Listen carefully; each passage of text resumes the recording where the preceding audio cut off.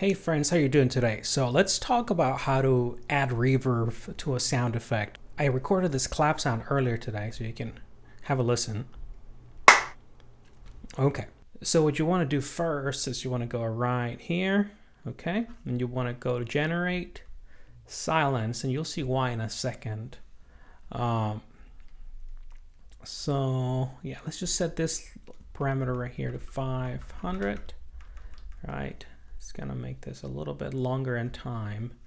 And so far it really hasn't done anything, right? So if you just have a listen to it, select the whole thing, let's look at it.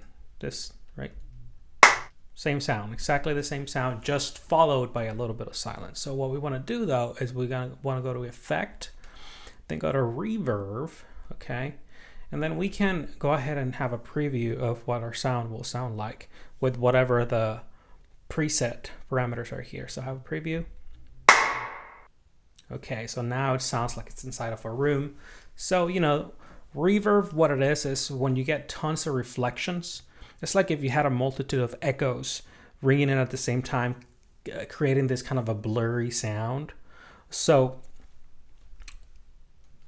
if you have a really big room, you'll have a bigger, more blurry sound. So you can change the size of the room.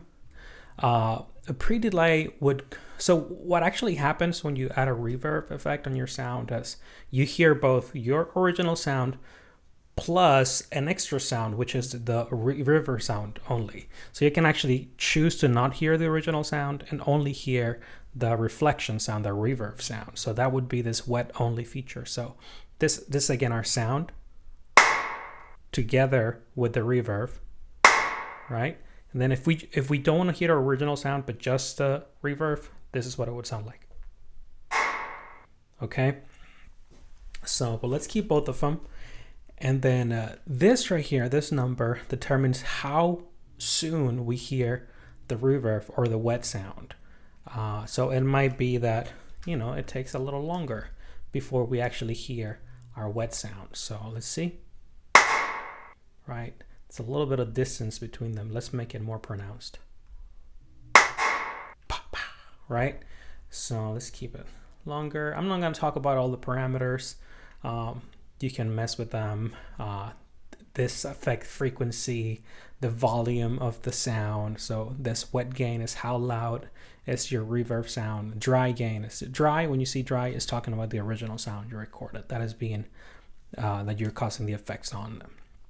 And then stereo width, you know, how wide the sound is left and right of the original. So, okay. So let's go ahead and leave this as is for now.